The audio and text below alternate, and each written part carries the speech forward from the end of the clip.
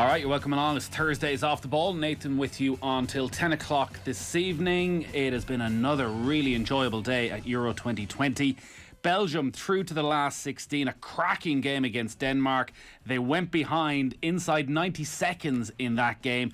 A hugely emotional Danish performance, full of intensity, but the class of Belgium shone through in the second half. Kevin De Bruyne off the bench at half time.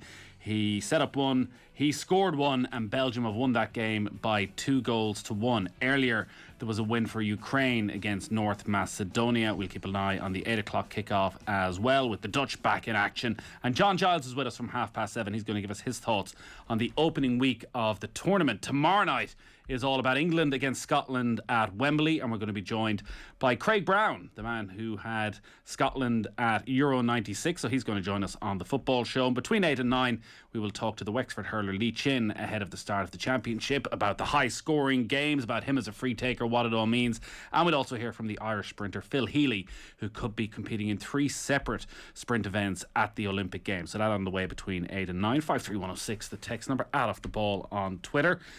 Joe Molloy, good evening. Nathan Murphy, hello to you. Richie McCormack, how are you?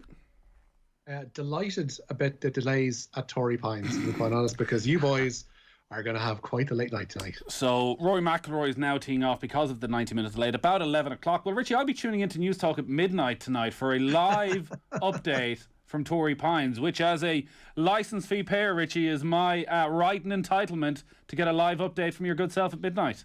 Head a bit left of the dial there if you want money for your licence fee there, Nathan. Maybe not. It's going to be a very late night at Torrey Pines. I haven't seen any of it yet, Joe. Have you been watching? I was watching the football.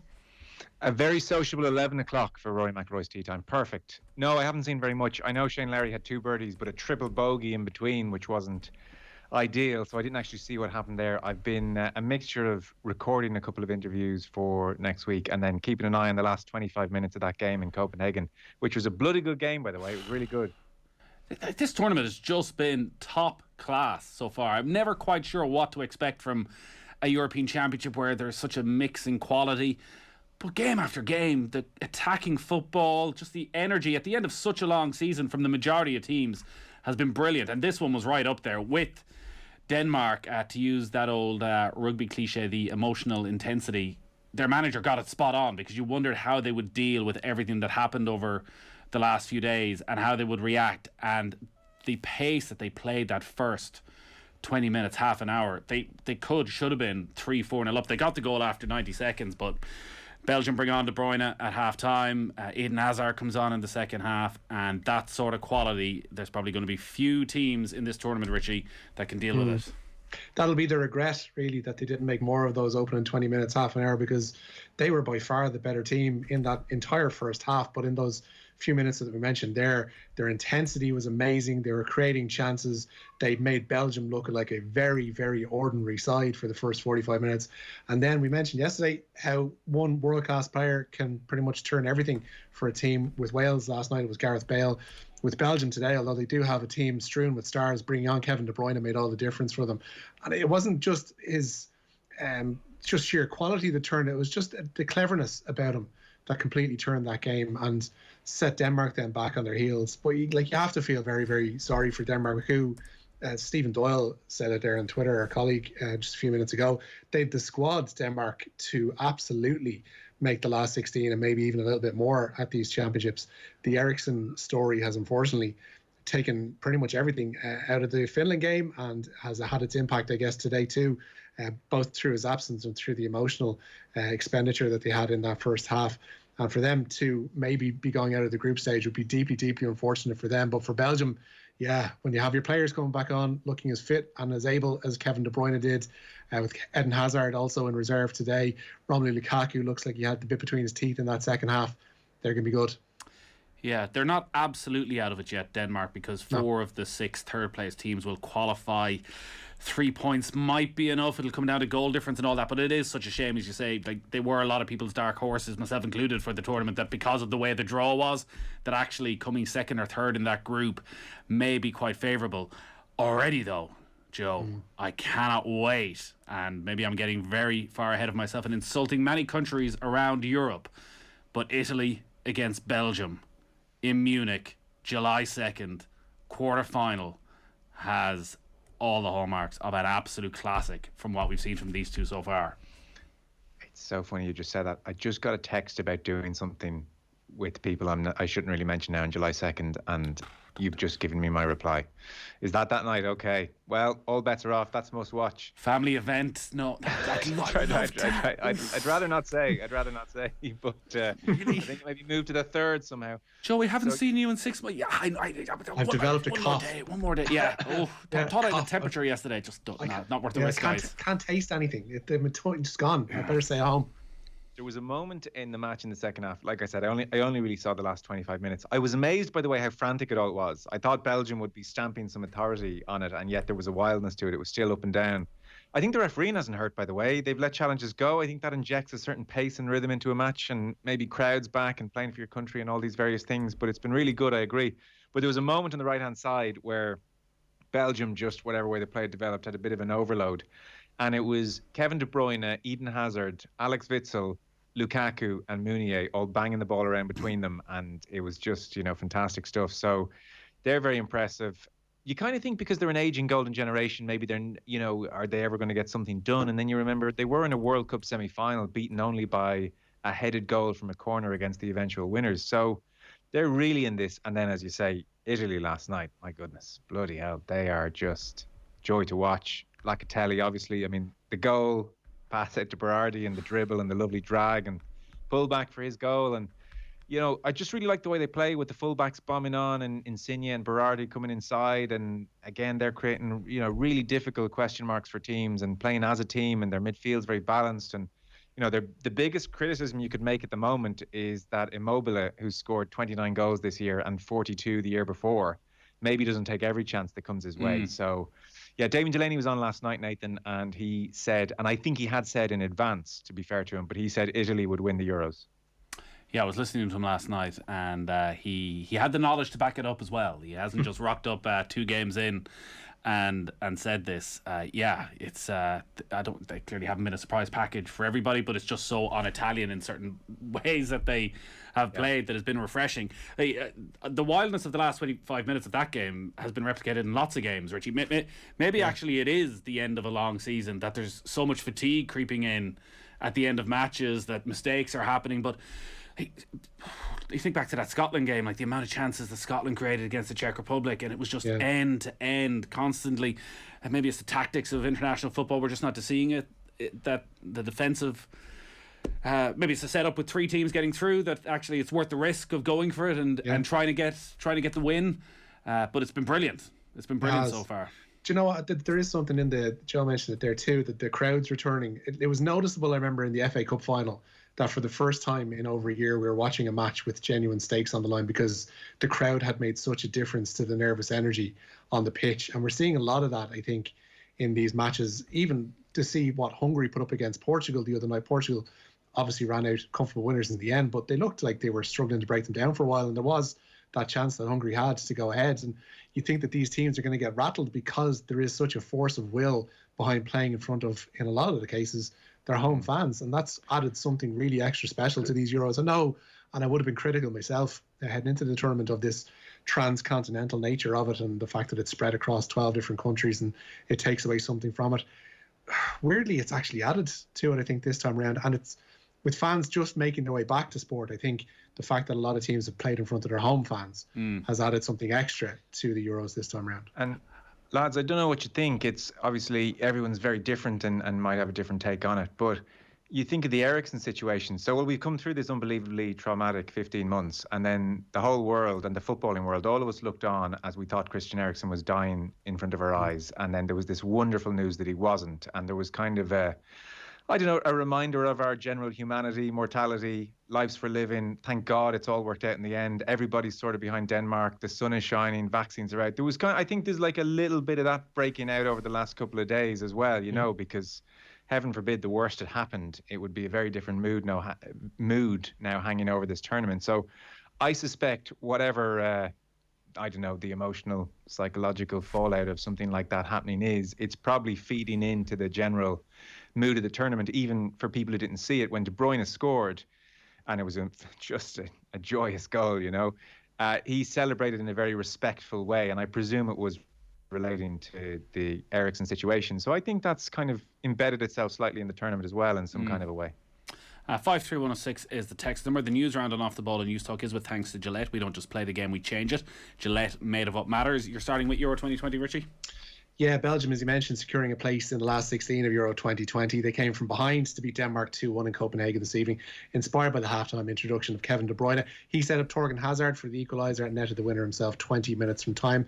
There were emotional scenes during the Danish anthem and a pause to applaud Christian Eriksen in the 10th minute. It was confirmed today that the Danish playmaker requires a heart starter implant.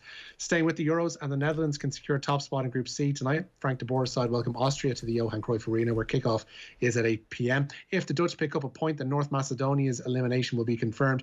They lost 2-1 to Ukraine in Bucharest this afternoon.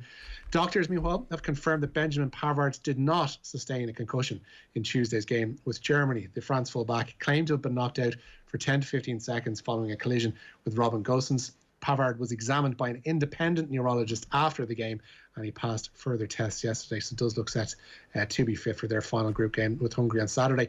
And finally, at the Euros, players have been warned that they could be fined if they follow Cristiano Ronaldo's lead and move items supplied by sponsors during press conferences. During a briefing on Monday, the Portugal captain moved 2 bottles of Coke off to the side for holding up a bottle of water. France midfielder Paul Pogba, practicing Muslim, then moved a bottle of Heineken alcohol-free beer out of shot at a news conference, but they won't be allowed to do that anymore. Yeah, these are usually the situations where UEFA come down hard and heavy fines will be administered to the players. It's a difficult scenario because these players want to get paid lots of money from their clubs, who need to do sponsorship deals to get them all that money to pay for those players. So where does it end? It'll be interesting if the players take heed. Yeah, well, I think Pogba in particular, if he's a practicing Muslim and doesn't want to be pictured next to a Heineken bottle, a 0% alcohol it may be, then I think he should keep doing his thing and pay the fine and screw them, to be honest. Like, it's just greed on UEFA's part, needless to say. It's trying to make money out of every possible moment, and Lord knows they make enough. So I've kind of no problem with Pogba or Ronaldo saying, screw you, I'm not doing that and I'll pay your fine. I mean, as you said, if they were as militant about issues like concussion and racism, then you'd almost be a bit more forgiving. Yeah. I don't know what he has done today, but obviously he has flown to pastures new over the past year and left us behind, and well, rarely talks to us these days. But Kevin Kilbane, I was getting several DMs this afternoon, sliding into my DMs, about Kilbane on Canadian TV. Yeah. This has been going on a while, so he is working for, let me get the name of it right now, TSN Sports, and he has the slickest home setup you have ever seen. There's a picture with his beautiful wife on one side, there's an Irish cap on the other side, that's there's a football there. Yeah. He's wearing a suit and tie. Can I just say, shaved. Who is this guy? I was on a couple of weeks ago in the presenter's chair. I think we had Kevin on before the end of the season, and he was in that exact same position, right? T-shirt on, hair, not a brush had been passed through it for the last few hours, a couple of days maybe even. And on the mantelpiece, there was no pictures of himself and herself, no Ireland cap or anything like that. There was like a bottle of Drambuie sitting on the mantelpiece. Suddenly that's been all cleared off because TSN are better than us, apparently. Well, I'm just proud that he's over there, flew over, making a success of life. He is going to be the voice, the footballing voice of Canadian TV for the next 20 years. Yeah. I guess you have a certain extra bit of sheen on TV over there, don't you? I guess he's going to have to get like the teeth whitened to at least another several notches up. More expensive haircut. Oh, this is the way it has to go. I was just going to say about the haircut, is he going to have a little bit of a trip to stop the wing backs from pushing on? Oof. I'm not sure what you're saying, but Kevin Kilbane has always denied any questions around that, and has threatened legal action as well, Richie. So I would just be careful. But somebody's just in touch today. They're just watching him, and he's absolutely caked in makeup. Listen, if you're going to be, Canada's a big country. If you're going to be on national TV in Canada for Euro 2020, why not look good? Why not look good? I think I was chatting to him briefly, asking him how he was getting on. I think he's of a more critical persuasion than maybe they're used to over there. So he's giving it them both barrels. So he is doing the reverse. So he's going to be the Canadian Dunphy. Well, I mean, he mightn't class it as that, but yes. Wow. God, I really need to find this channel. If someone can find some sort of an illegal stream for us, we will be tuned in I'll have one for you for the time. All right, thank you. No better man. We don't have a huge amount of time, Richie, if you want to run through what else is going on. Fogatory Pines delayed the start of the US Open by 90 minutes. It means Rory McIlroy, as we mentioned, won't go out until 6 minutes past 11. Shane Lowry is 7 holes deep into his opening round. That triple bogey at the fourth, the major black mark, 2 birdies for him so far at the second and the sixth, so he's 1 under par. Over on the Golf Weekly Patreon, I've been told to read, they've recorded 40 minutes with former Ryder Cup captain Paul McGinley, an hour preview pod on top of that. And they'll have their third major watch-along party of the year on Sunday evening. John Ram, the clear favourite for the tournament, despite his disappointment 2 weeks ago at the Memorial when he tested positive for COVID-19 on the 18th green. And Paul McGinley has told these two buckaroos that Ram is the clear favourite for a reason. Yeah, I don't know what he's been doing the last 5 or 6 days, and they've been very secretive about what he did, whether he had to stay in a hotel room in Ohio or if he could get his private jet back to Arizona and hook up again with go back to his family environment, or what he had to do. To be quite secretive about what he's done. So that's been important, because maybe he has been allowed practice over the last 4 or 5 days, but being stuck in the worst case scenario was he was stuck in a hotel room in Ohio and wasn't allowed out for 6 or 7, 8 days, whatever it was. Now that could have a big effect on how his performance would be this week, but I'm not sure if that was the case.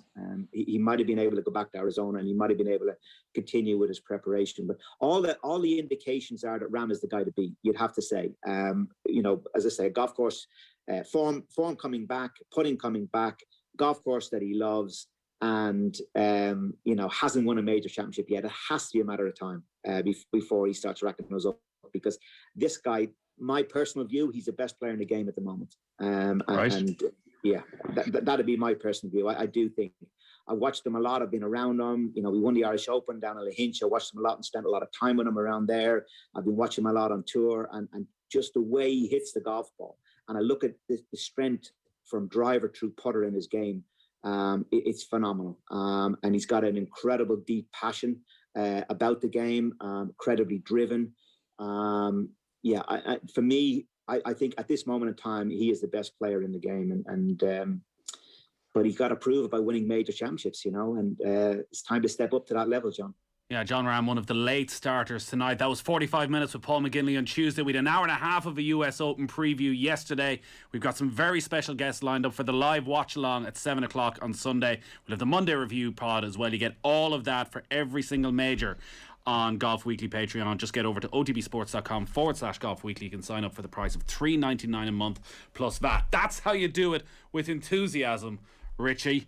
Maybe try a little bit better for the Open Championship in a few weeks' time, or we'll just get... Remember when Anne-Marie was on last Thursday? That was the sort of enthusiasm we were looking for. After watching, Joe, Brooks Koepka roll one in from about 25 feet to move into a share of the lead. I tried to tell you. I did try to tell you. You did. Going for 3 and 4 years for Brooks Koepka. A long way to go, obviously, but he's tied with Xander Schauffele. Brooks Koepka or Xander Schauffele in contention on a Sunday is a very different thing, a very different feeling, and a very different decision you're making whether you're going to stay up until 2 in the morning. I mean, Xander's a very nice young man, however. But, yes, very nice. Richie, time for a couple more stories? Yeah, talks about to appoint Paulo Fonseca as Tottenham's new head coach have collapsed today. The former Roma boss was the clear favourite to succeed Jose Mourinho. The decision to end negotiations is believed to be all Tottenham's, with Fonseca said to be shocked and disappointed at the turn of events. Gennaro Gattuso has emerged as the new favourite for the Spurs job. He resigned as Fiorentina boss after just 22 days in charge at the Artemio Franchi Stadium. Gattuso wanted to sign players from the stable of his agent George Mendes, but the Fiorentina board saw things differently. Elsewhere, Vinnie Perth will return to the Oriel Park dugout tomorrow after just 10 months away. He was confirmed as the club's head coach last night, ending a 2-month search to replace Filippo Giovagnoli and Shane Keegan.